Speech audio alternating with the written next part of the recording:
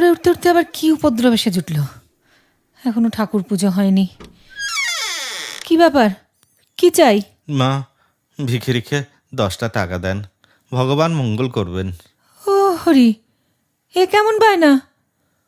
10 টাকা কেউ ভিক্ষে চায়?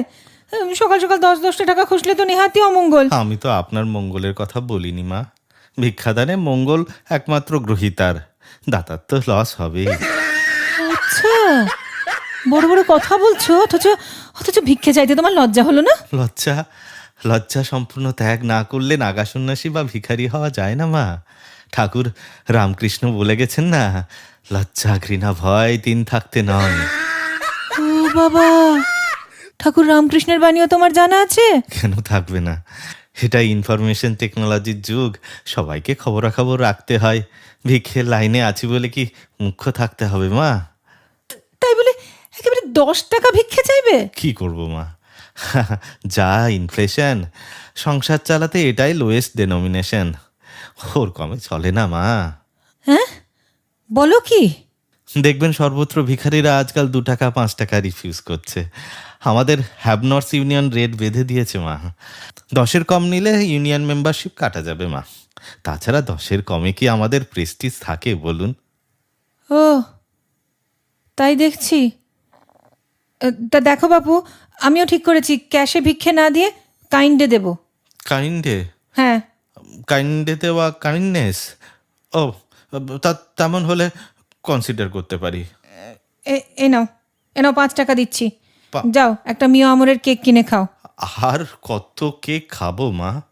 মানে? আগে কিছুটা সস্তা হয় বলে আপনার মতো কেউ কেউ কাইন্ডেই সারতে চান, কিন্তু মা সকাল থেকে 5টা কেক খাওয়া হয়ে গেছে, এবারে পেট ছেড়ে দেবে। কি সর্বনাশ, ভরা পেটে ভিক্ষে? তুমি তো দেখছি ভিক্ষের এথিক্সটারই হেনস্থা করে ছাড়লে। মা, শুধু পেট ভরলেই কি ভিক্ষের প্রয়োজন ফুরোয়? ভবিষ্যতের জন্য সঞ্চয় করতে হবে না? কি কেলেঙ্কারি, সঞ্চয় করতেও পরের টাকা? চিম, কারোকে পর ভাবতে নেই।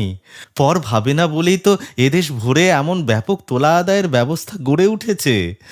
তাছাড়া শ্রী শ্রীমা তো বলেছেন, কেউ পর নয়, জগৎ তোমার। ওরে ফাদার, হ্যাঁ, এমন জ্ঞান পাপী ভিখিরি আমি জন্মে দেখিনি। মা, স্বয়ং কার্ল মার্কস বলেছেন, হ্যাবনর্সদের উচিত হ্যাবসদের কাছ থেকে কেড়ে নেওয়া। আমি তো বল প্রয়োগ করিনি, চেয়ে নিচ্ছি। আপনি রাগ করছেন কেন? রাগ করবো না? হ্যাঁ, রাগ করবো না? এমন হাট্টা কাট্টা স্বাস্থ্য তোমার, চেয়ে খাবে কেন? হ্যাঁ, কাজ করে উপার্জন করতে পারো না? কাজ করে রোজগার করার পর পশ্চিমবঙ্গ থেকে বহুদিন উঠে গেছেন মা। সর্বত্র কর্মচারী ইউনিয়নগুলির দলমত নির্বিশেষে একটাই তো স্লোগান, আসি যায় বেতন পাই, কাজ করলে উপরি চাই। শোনেননি মা জাননি? শুনেছি বই কি, এই করেই তো দেশটা গোল্লাই গেল। তাছাড়া মা, কাজ কোথায় যে কাজ করব? কাজ থাকলে বাংলায় এমন হাজারে হাজারে বেকার থাকতো। আচ্ছা, বিপদে পড়েছি। আরে বাবা, চাকরি করতে হবে কেন? স্বয়ংনির্ভর স্বরোজগারেরও তো উপায় আছে। আছে মা, তার পরিমাণ ওই পুষ্পদের চেয়ে বেশি নয়।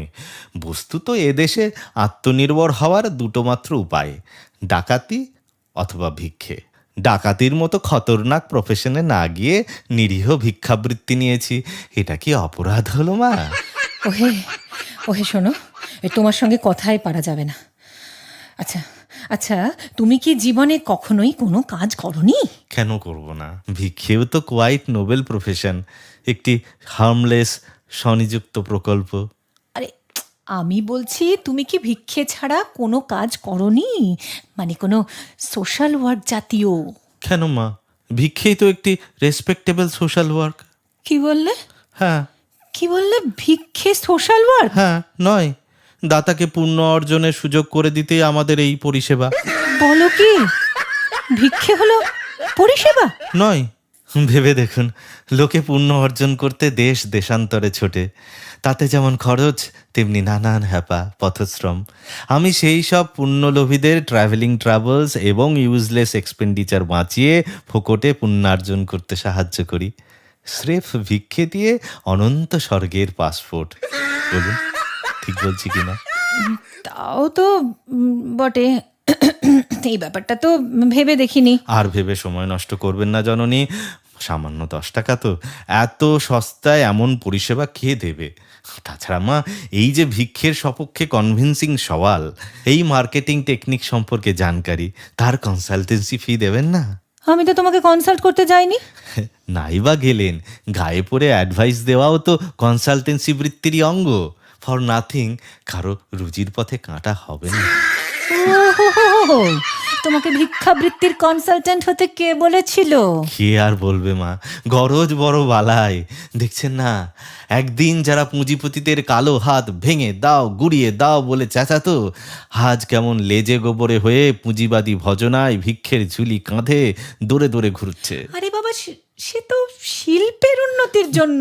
যথার্থ বলেছেন জননী, বাংলার উন্নতির জন্যই তারা ভিক্ষের ঝুলি কাঁধে দেশে দেশে ঘুরে বেড়াচ্ছেন। তাহলে দেখুন মা, দেশোন্নতি চান কিংবা আত্মোন্নতি, ভিক্ষের কোনো বিকল্প নেই। তরিয়ে দিলে সকাল সকাল। নাও নাও নাও নাও, 10 টাকা নাও। ওটা ভিক্ষে বাবদ, কনসালটেন্সি ফি বাবদ আরো 20 দিতে হবে। কি বললে? বেশ বেশ, তোমার হাত থেকে রেহাই পাওয়ার জন্য নাও আরো 20 দিচ্ছি। সব শুদ্ধ 30 টাকা গচ্ছা গেল সকাল সকাল। খরচা বলবেন না মা, এ আপনার আশীর্বাদ। তাই হোক তাই হোক, আশীর্বাদ নিয়ে বিদেয় হও। থ্যাংক ইউ মা জননী, আপনাদের দয়ামায়ার কোলেই আমাদের বার বৃদ্ধি। এমন করে চিরবিদায় দিয়ে কোলছাড়া করবেন না। টাটা, বাই, ফির মিলেঙ্গে।